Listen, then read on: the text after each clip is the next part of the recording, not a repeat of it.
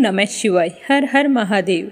मैं सामों में व्रत साम, छंदों में गायत्री, मासों में मार्गशीर्ष और ऋतुओं में वसंत ऋतु हूँ। ये भगवान श्री कृष्ण ने स्वयं बताया है कि मार्गशीर्ष महीना मैं स्वयं हूँ। कहते हैं कि इस महीने में जप तप और ध्यान से हर बिगड़े काम बन जाते हैं।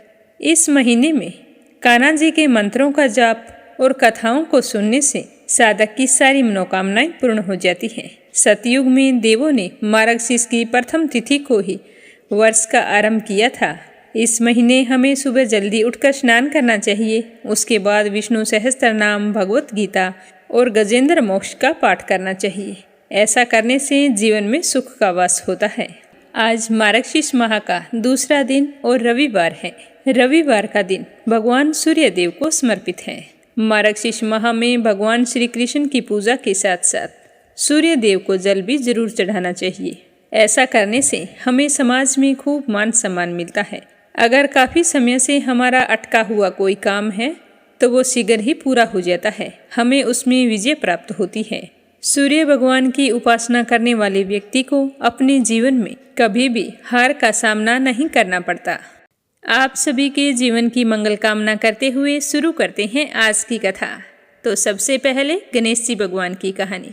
तो प्रेम से बोलो गणेश गजानन की जय हो। आज अपने सुनने वाले हैं भगवान गणेश के एक दंत अवतार की संपूर्ण कथा। बोलो गणेश जी भगवान की जय हो। प्राचीन काल में मदासुर नाम का एक बलवान और पराक्रमी दैत्य था। वह च्यवन ऋषि का पुत्र था। एक बार वह अपने पिता से आज्ञा लेकर दैत्य गुरु शुक्राचार्य के पास गया और जाकर कहने लगा कि मैं समस्त ब्रह्मांड का स्वामी बनना चाहता हूँ। यह मेरी इच्छा है। तो मदासुर की बात सुनकर शुक्राचार्य ने मदासुर को अपना शिष्य बना लिया और शक्ति के एकाक्षरी मंत्र की विधि पूर्वक दीक्षा दी। दीक्षा लेकर मदासुर वन में चला गया और कई वर्षों तक कठोर तपस्या करता रहा। वह तपस्या में इस तरह लीन हो गया कि तपस्या के दौरान चींटियों और दीमक ने उसके शरीर पर बांबियां बना ली और उसके चारों ओर वृक्षों का घना जंगल उग आया। ऐसी विकट तपस्या से माँ आदि शक्ति प्रसन्न हुई और उसे निरोगी एवं समस्त ब्रह्मांड का राजा बनने का वरदान दे दिया। इसके बाद मदासुर ने पहले संपूर्ण धरती पर अपना साम्राज्य स्थापित किया, फिर स्वर्ग पर चढ़ाई करके इंद्रादि देवताओं को पराजित करके स्वर्ग पर भी अपना हक जमा लिया। फिर उसने परमदासुर की कन्या सालसा से विवाह किया और 3 पुत्रों का पिता बना। अंत में उसने भगवान शिव को भी पराजित करके सब तरफ असुरों का शासन स्थापित कर लिया। इसके चलते पृथ्वी पर समस्त धर्म कर्म लुप्त हो गए। चारों ओर हाहाकार मच गया। सारे देवता और मुनि बुरी तरह से दुखी हो गए। उनके दुखों का कोई अंत और ठिकाना नहीं था।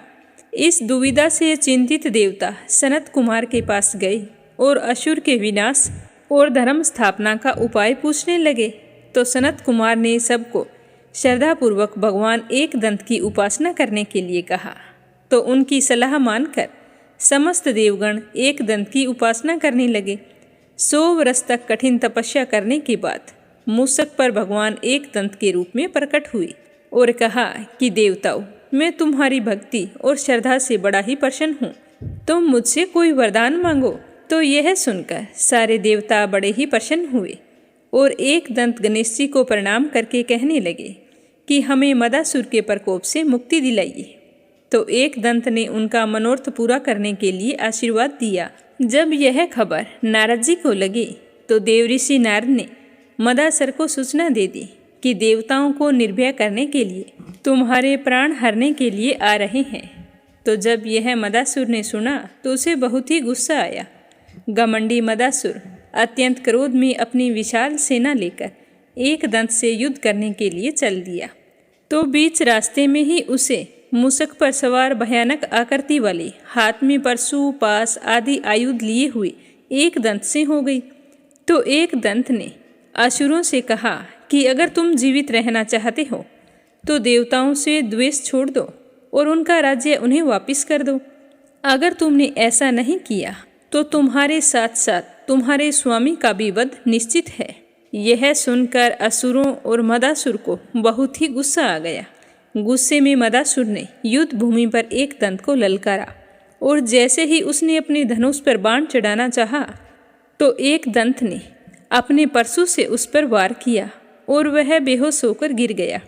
जैसे ही उसकी बेहोशी टूटी तो उसे सब कुछ समझ में आ गया कि इस युद्ध में जीत पाना मुश्किल है।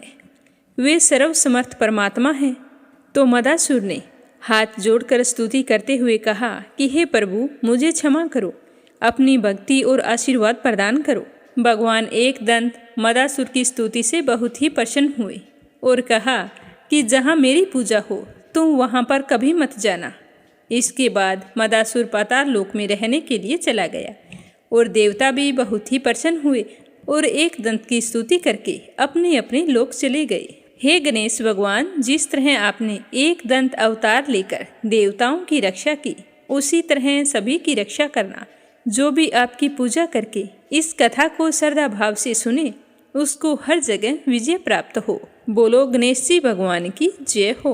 अब सुनते हैं अगली कहानी। जब कंस अपनी बहन देवकी के विवाह के बाद उन्हें रथ में बैठाकर ले जा रहे थे, उसी समय आकाशवाणी हुई थी कि देवकी का 8वां पुत्र उनकी मृत्यु का कारण बनेगा। तो आकाशवाणी सुनकर कंस ने देवकी और उनके पति वसुदेव को कारागार में डाल दिया और देवकी के जैसे ही पुत्र होता तो उसे जन्म लेते ही मार देते। जब देवकी का 8वां पुत्र भगवान श्री हरि विष्णु के अवतार श्री कृष्ण भगवान ने जन्म लिया तो अपने 8वें पुत्र के जन्म लेते ही माता यशोदा और वासुदेव बहुत ही दुखी हो गए कि अब कंस को पता चलेगा और वो इसे भी मार देगा। तभी भगवान श्री हरि विष्णु ने उन्हें दर्शन देकर कहा कि मैंने स्वयं आपके यहाँ अवतार लिया है और अब कंस का वध मेरे हाथों होगा। आप निश्चित रहें, आपके बालक को कुछ नहीं होगा। तो विष्णु जी के यह कहते ही कारागार के सारे दरवाजे अपने आप खुल गए। पहरेदारों को नींद आ गई तो वासुदेव ने अपने नवजात शिशु को उठाया और वहाँ से चल पड़े।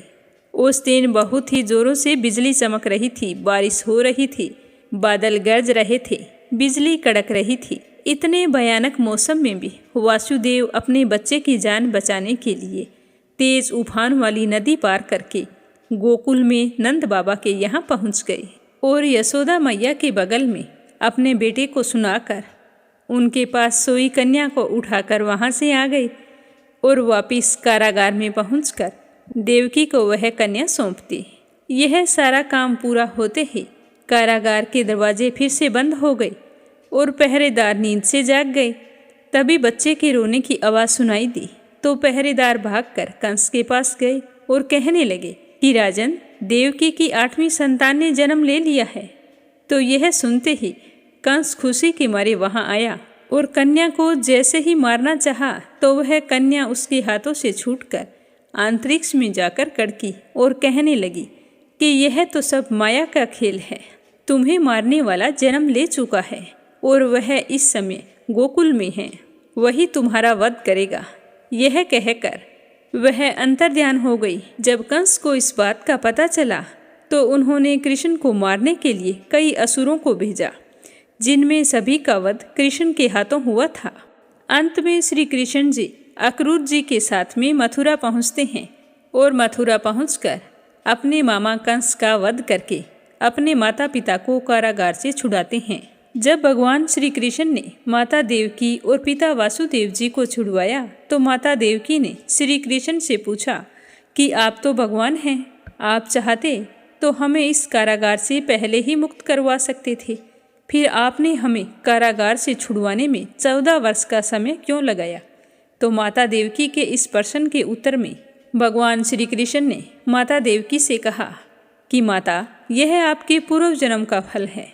पूर्व जन्म में आप अयोध्या के राजा दशरथ की तीसरी पत्नी माता कैकेयी थी और मैं राजा दशरथ और माता कौशल्या का पुत्र श्री राम था और आपने मुझे 14 वर्षों का वनवास दिया था।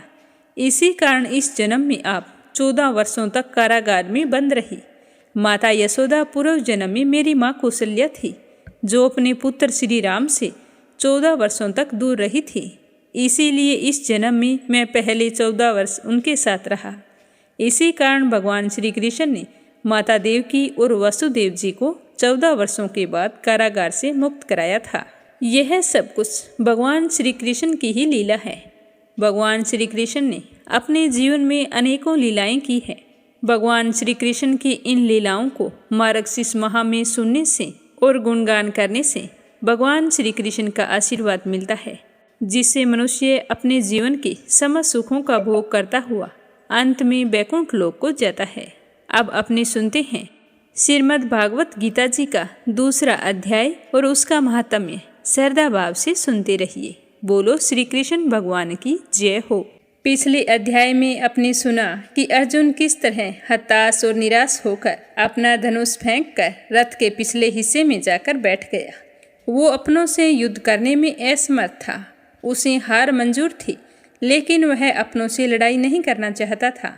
अब सुनते हैं कि आगे के अध्याय में क्या हुआ।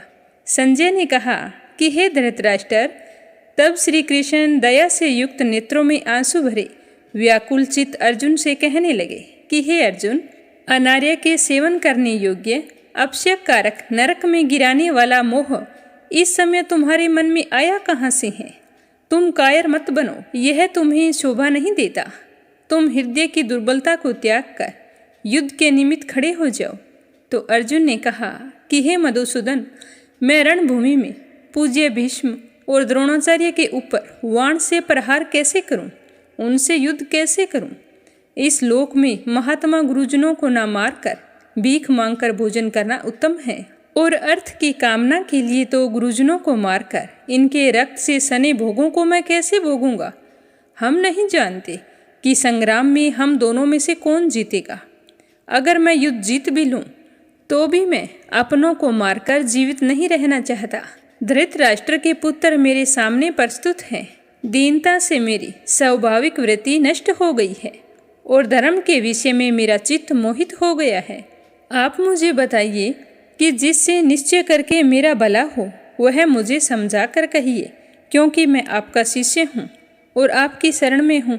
आप मुझे शिक्षा दीजिए। मुझे पृथ्वी का निष्कंटक राज्य मिल जाए और देवताओं को भी आधिपत्य मिल जाए, ऐसा कोई उपाय नहीं दिखता है। हे नाथ, मेरी इंद्रियों के सुखाने वाले शोक को दूर करो। हे गोविंद, मैं युद्ध नहीं करूँगा। यह कहकर अर्जुन चुप हो गया। संजय बोला कि हे राजन, दोनों सेनाओं के मध्य में खिन्न होकर बैठे अर्जुन से भगवान श्री कृष्ण ने ये वचन कहे कि हे अर्जुन, जिसके लिए शोक नहीं करना चाहिए तो उसके लिए शोक करता है, और पंडितों के से वचन तो कहता है, परंतु पंडित लोग ना मरों का सोच करते हैं और ना ही जीवितों का सोच करते हैं। यह बात असंभव है कि पहले ना तो मैं था और ना तुम थे, और ये राजा भी ना थे और इसके बाद भी नहीं रहेंगे।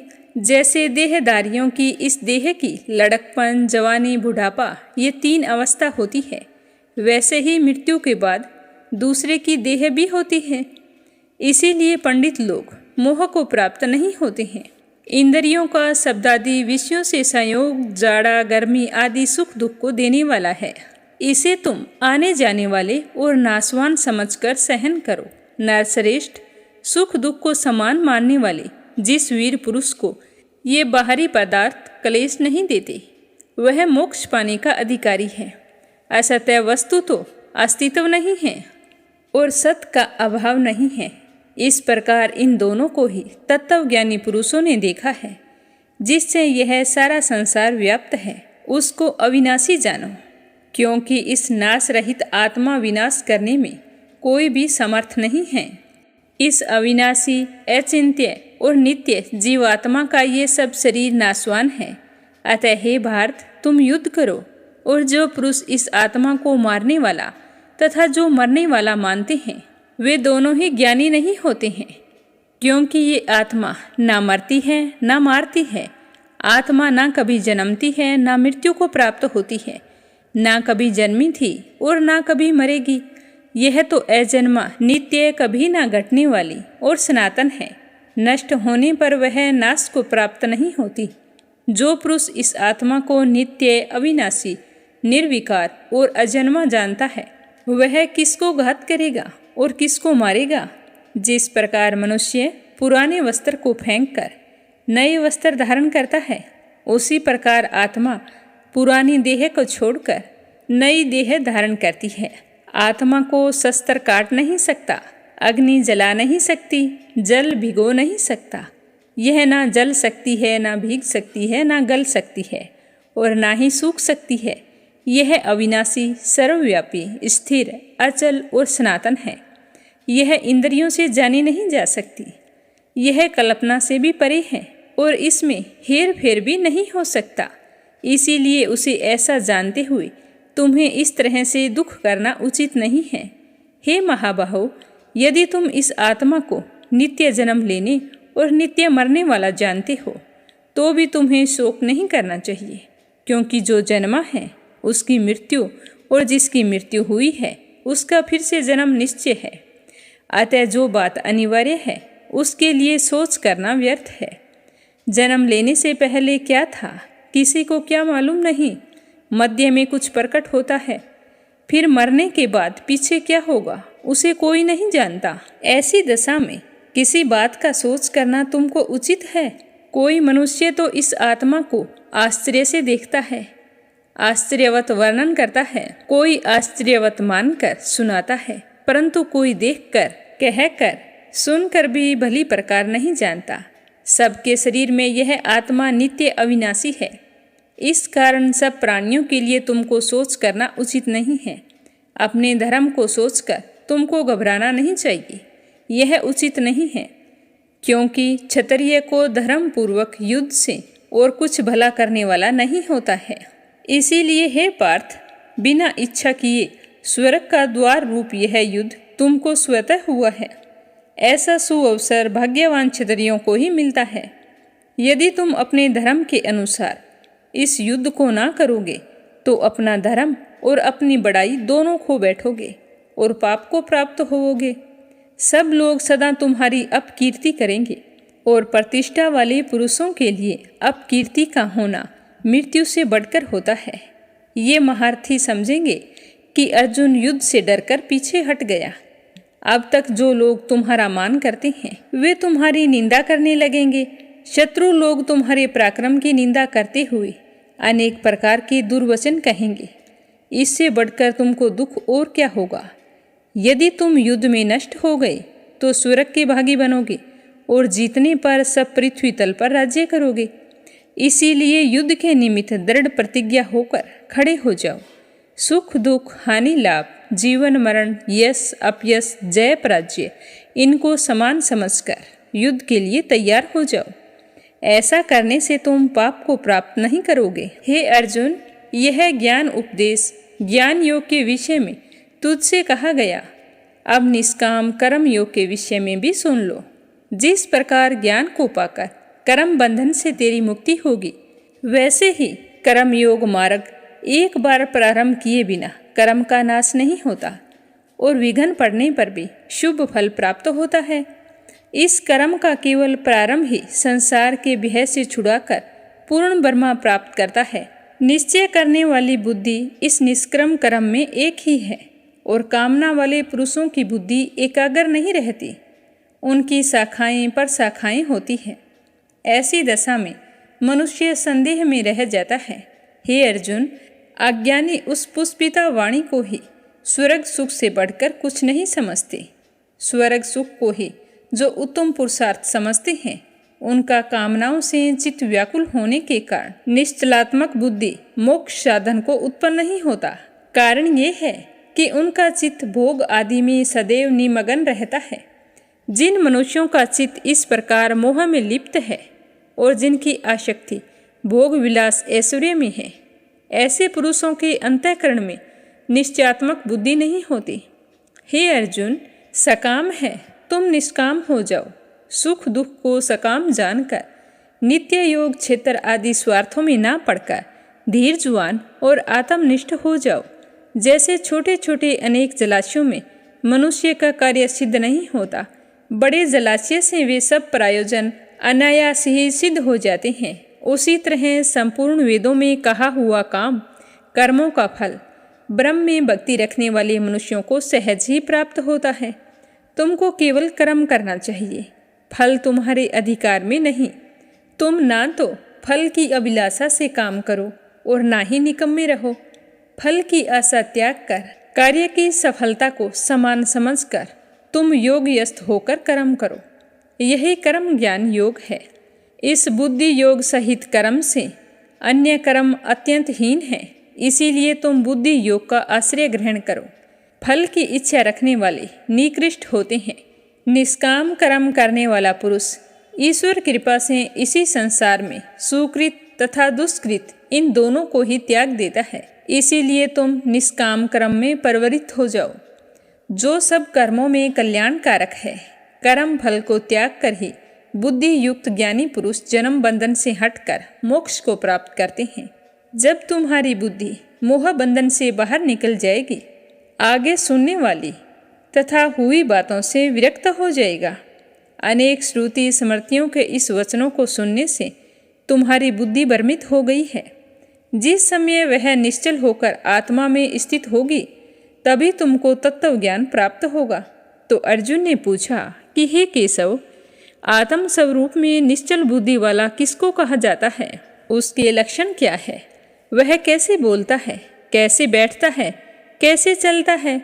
तो अर्जुन की बात सुनकर श्री कृष्ण भगवान बोले कि हे अर्जुन, जो महापुरुष मन की सब कामनाओं को त्याग देता है और अपने आप में ही प्रसन्न रहता है, उसको निश्चल बुद्धि कहते हैं। दुख होने पर जिनके मन को खेद नहीं होता और प्रीति भय क्रोध जिनके जाते रहते हैं, वह महात्मा स्थित बुद्धि वाला मुनि कहलाता है। जो सर्वत्र स्नेह करता है, जो शुभ फल प्राप्त होने पर हर्ष नहीं करता, अशुभ से अप्रसन्न नहीं होता, उसको स्थिर बुद्धि जानना चाहिए। और कछुआ जैसे अपने अंगों को सिकोड़ लेता है, उसी तरह जो पुरुष अपनी इंद्रियों को विषयों से हटा लेता है, उसकी बुद्धि को स्थिर जानना चाहिए। निर्हारी पुरुष के विषय घट जाते हैं, परंतु विषयों में उसकी चाहत बनी रहती है। पर ब्रह्मा का अनुभव होने पर चाह भी घट जाती है। हे अर्जुन, मोक्ष में प्रत्यक्ष करने वाले विद्वान व्यक्ति को भी प्रबल इंद्रियां बलात्कार से उसके मन को जीत लेती हैं। इसीलिए सब इंद्रियों को विषयों से रोक मेरे विषय तत्पर हो जाओ। जिसने इंद्रियों को वश में कर लिया है, उसकी बुद्धि निश्चल है। जो पुरुष विषयों के ध्यान में रहता है, उसकी प्रीति हो जाती है। प्रीति होने से कामना होती है। इच्छा के पूर्ण न होने से क्रोध की उत्पत्ति होती है। क्रोध से अविवेक होता है और अविवेक से स्मरण शक्ति नष्ट हो जाती है और स्मरण शक्ति के नष्ट होने से बुद्धि क्षय हो जाती है। जिसकी बुद्धि का नाश हुआ, वह विनाश को प्राप्त होता है। जो पुरुष राग द्वेष से रहित हो, इंद्रियों से विषय सुख का अनुभव करता हो और अपने मन को वश में रखता हो, वह सदैव शांति को प्राप्त होता है। शांति मिलने पर सब दुखों का नाश हो जाता है। प्रसन्न चित्त वाले की बुद्धि तुरंत निश्चल होती है। जो पुरुष योग युक्त नहीं है, उसको निश्चल बुद्धि उत्पन्न नहीं होती। भावना के न होने से शांति प्राप्त नहीं होती। अशांत को सुख कहाँ से मिलेगा? जैसे वायु नाव को जल में खींच कर ले जाती है, इसी प्रकार इंद्रियां उस पुरुष की बुद्धि को नाश कर देती है। जिसका मन विषय शक्ति से इंद्रियों के पीछे लग जाता है, इसका कारण है, हे महाबाहो, जिसकी इंद्रियां विषयों से सर्वथा रोक ली गई है, उसकी बुद्धि स्थिर है।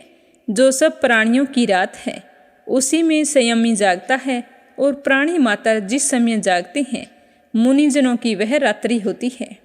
जल से भरे हुए पूर्ण समुद्र में और नदियों का जल भरने पर भी वह अपनी मर्यादा में रहता है। उसी प्रकार जिस पुरुष में इच्छा के रहने पर भी सब विषय भोग प्रवेश करते हैं, उसी को शांति मिलती है। विषयों की इच्छा करने वाले को कभी शांति नहीं मिलती।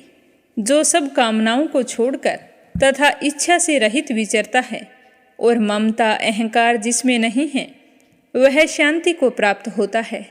हे पार्थ, ब्रह्म स्थिति यही है। ऐसी स्थिति मिल जाने पर प्राणी फिर मोह में नहीं फंसता और अंत में निर्वाण ब्रह्मा को प्राप्त होता है। तो यह था श्रीमद् भागवत गीता जी का दूसरा अध्याय। अब अपने सुनेंगे गीता जी के दूसरे अध्याय का महात्म्य। श्रद्धा भाव से सुनते रहिए। बोलो लक्ष्मीपति नारायण की जय हो। श्री नारायण जी बोले कि हे लक्ष्मी, दक्षिण देश में एक पूर्ण नाम का नगर था। वहाँ एक देव सुशर्मा नामक बड़ा ही धनवान आदमी रहता था। वह साधु संतों की हमेशा सेवा करता था। जब संत सेवा करते करते बहुत समय बीत गया तो एक दिन बाल नामक एक ब्रह्मचारी आया। तो देव शर्मा ने बड़े ही प्रेम भाव से भक्तिपूर्वक उसकी खूब सेवा की और विनय करते हुए कहा कि हे संत जी, मुझे कृपा कर श्री नारायण जी के पाने का ज्ञान और उपदेश दो, जिससे मेरे जीवन का कल्याण हो और मेरी मुक्ति हो जाए। तो बाल ब्रह्मचारी ने कहा कि मैं तुम्हें गीता जी के दूसरे अध्याय का पाठ सुनाता हूँ। उसके सुनने से तुम्हारा कल्याण होगा और तुम मुक्ति को प्राप्त हो जाओगे। तो बाल ब्रह्मचारी की बात सुनकर देव सुशर्मा ने कहा कि श्री गीता जी के दूसरे अध्याय के सुनने से क्या कोई आगे भी मुक्त हुआ है? तो देव सुशर्मा की बात सुनकर वह बाल ब्रह्मचारी कहने लगा कि मैं तुम्हें एक पुरातन कथा सुनाता हूँ, ध्यानपूर्वक सुनना। एक अयाली था जो वन में बकरियां चराया करता था और मैं भी वहीं वन में भजन किया करता था। एक दिन की बात है, रात को अयाली बकरियां लेकर घर को चला। मार्ग में एक शेर बैठा था। एक बकरी सबसे आगे जा रही थी, तो बकरी को जाता हुआ देखकर शेर डरकर भाग गया। तो अयाली ने इस तरह बकरी से डरकर शेर को भागते हुए देखा तो बड़ा ही हैरान हुआ और आश्चर्यचकित होकर देखने लगा। मैं भी वहां पर आकर खड़ा हो गया। तो उस अयाली ने मुझे देखकर कहा कि आपने इस आश्चर्य को देखा कि एक बकरी से डरकर शेर भाग गया। तुम त्रिकालदर्शी हो, यह वृतांत मुझे बताओ कि यह सब कुछ क्यों हुआ। तो संत जी कहने लगा कि हे अयाली, मैं तुम्हें इनकी पिछली वार्ता सुनाता हूँ। यह जो बकरी है पिछले जन्म में डायन थी। जब इसका भरतार मर गया तो यह बहुत ही बड़ी डायन हो गई। जिस भी सुंदर लड़के को देखती उसे खा जाती। और जो ये शेर है ये अपने पिछले जन्म में फंदक था। वह पक्षी पकड़ने बाहर गया था और डायन भी वन में गई हुई थी। वहाँ डायन ने उस फंदक को खा लिया। अब वही फंदक शेर बन गया और वह डायन बकरी बन गई। शेर को पिछले जन्म की खबर है, इसीलिए वह बकरी को देखकर शेर ने जाना कि अब भी मुझे ये खा जाएगी, तो वह डर के मारे भाग गया। तो संत जी की बात सुनकर अयाली कहने लगा कि आपको इतना कुछ पता है तो कृपया करके बताइए कि मैं पिछले जन्म में कौन था। तो अयाली की बात सुनकर संत जी ने कहा कि तू अपने पिछले जन्म में चंडाल था। तो अयाली कहने लगा कि हे ब्रह्मचारी जी, कोई उपाय भी है जिससे हम तीनों इस अधम देह से छूट जाएं। तो संत जी ने कहा कि मैं तुम तीनों का उद्धार करता हूँ। मैं एक वार्ता सुनाता हूँ, ध्यान से सुनना। प्रथम तो एक पर्वत की कंदरा में एक शिला थी। उस पर गीता जी का दूसरा अध्याय लिखा हुआ था। मैंने उन अक्षरों को उस शिला पर देखा। अब मैं तुम्हारे को मन, वचन और कर्म करके सुनाता हूँ, तुम ध्यान से सुनना। संत जी ने गीता जी के अक्षर सुनाए तो उसी समय आकाश से विमान आए और उन सब को विमान पर चढ़ाकर बैकुंठ लोक को ले गए। अधम देह से छूटकर देवदेही पाई और देव सुशर्मा भी गीता ज्ञान को सुनकर मुक्त होकर देवदेही पाकर बैकुंठ को गए। श्री नारायण जी कहने लगे कि हे लक्ष्मी, जो मनुष्य श्री गीता जी को पढ़े सुने वह अवश्य ही मुक्ति को प्राप्त होता है। आज हमने गीता जी का दूसरा अध्याय और उसका महात्म्य सुना है। अब अगली कहानी अपने सुनते हैं भगवान श्री कृष्ण और सत्यभामा की, जिसमें श्री कृष्ण भगवान सत्यभामा का घमंड तोड़ने के लिए अपनी लीला रचते हैं। तो लीला के अनुसार सत्यभामा के पुण्यक व्रत के पुरोहित के रूप में नारद जी सत्यभामा से दान में उनकी सबसे प्रिय वस्तु मांग लेते हैं। तब सत्यभामा गलती से अपने पति भगवान श्री कृष्ण का दान कर देती है। द्वारकाधीश श्री कृष्ण नारद मुनि के दास बन जाते हैं। बहुत मिन्नतें करने के बाद भी नारद जी कहते हैं कि वैसे तो दान में दी हुई कोई भी चीज़ वापस नहीं ली जाती, परंतु तुम इसके बदले मुझे कुछ दे दो तो मैं भगवान को छोड़ सकता हूँ। तो यह सुनकर सत्यभामा बहुत ही प्रसन्न हो जाती है और कहती है कि ये सच है। तो नारद जी कहते हैं कि हाँ देवी, अपने पति के लिए आपके हृदय में इतनी गहरी भावना देखकर मेरा हृदय भी पिघल गया है और मैंने इन्हें मुक्त करने का निश्चय कर लिया है।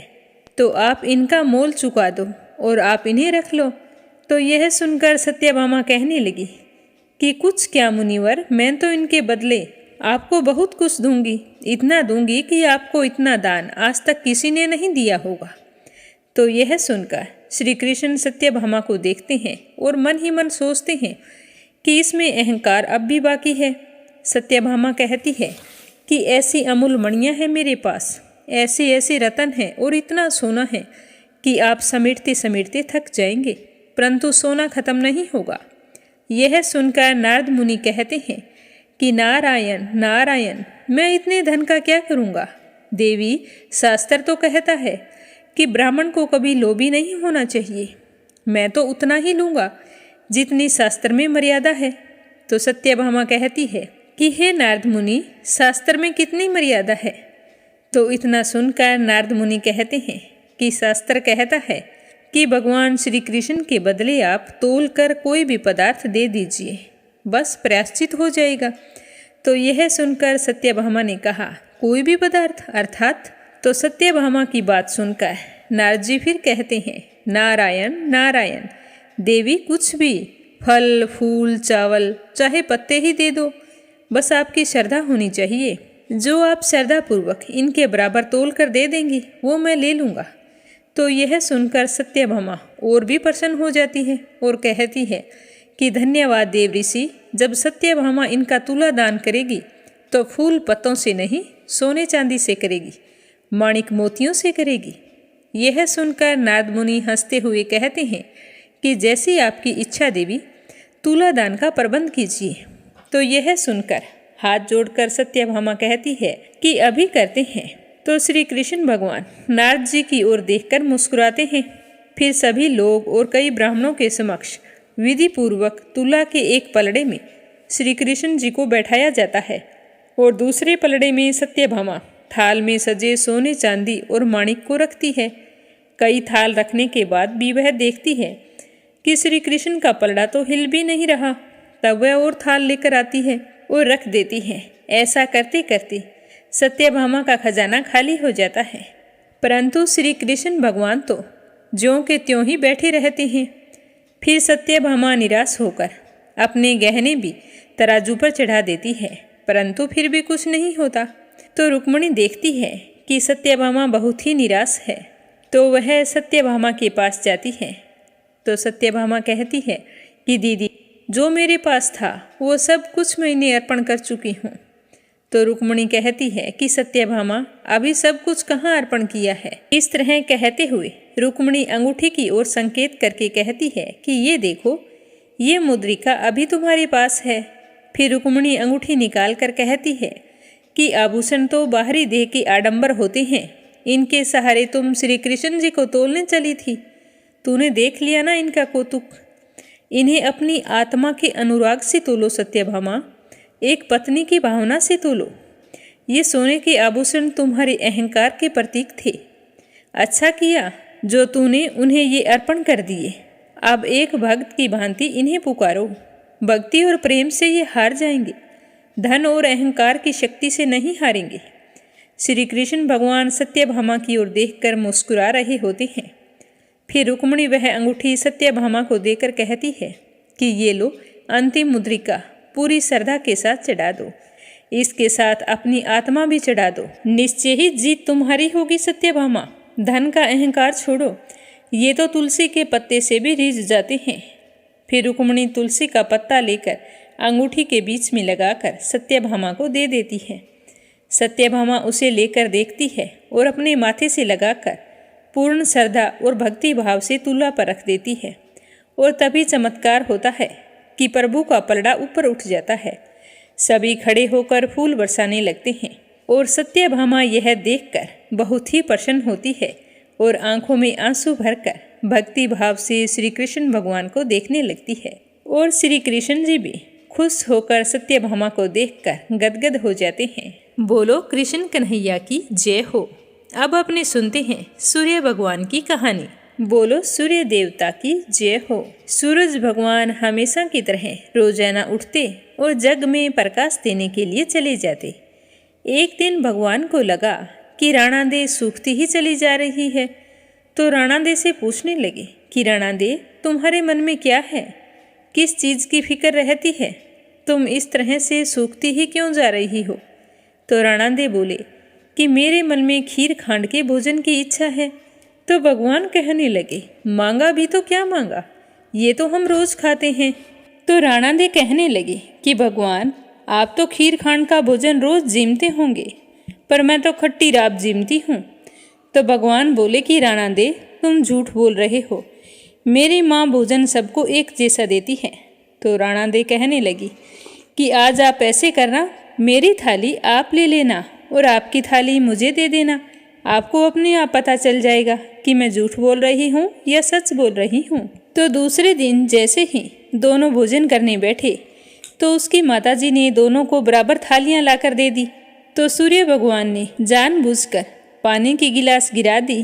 तो उसकी माताजी कहने लगी कि बेटा, मैं तुम्हारे लिए पानी और लेकर आती हूँ।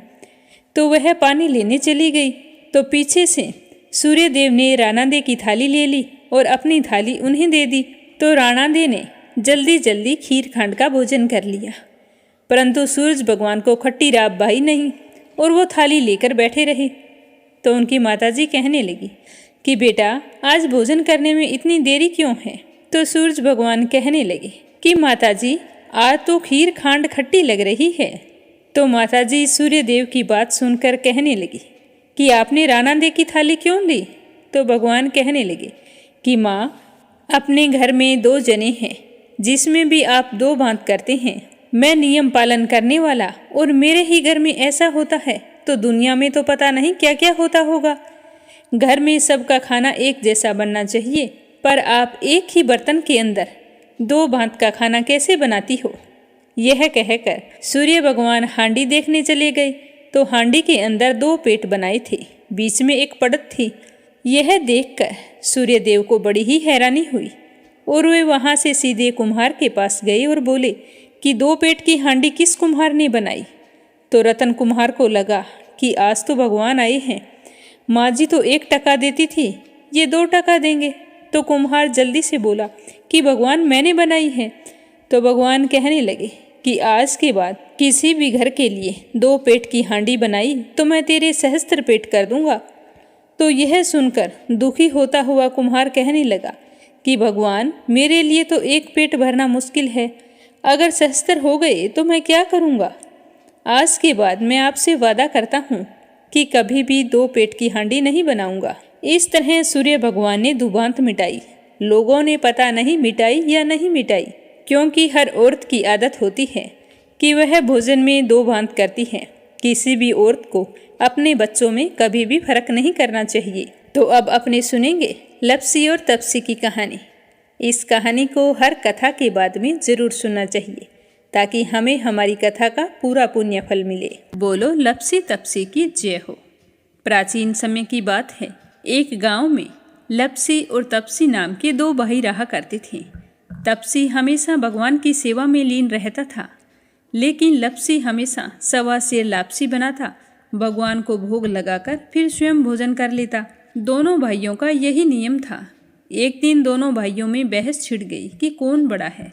तो लप्सी कहने लगा कि मैं बड़ा हूँ, क्योंकि मैं तो लापसी बनाकर भगवान को रोजाना भोग लगाता हूँ। मैं कभी भी भगवान को भूखा नहीं रहने देता।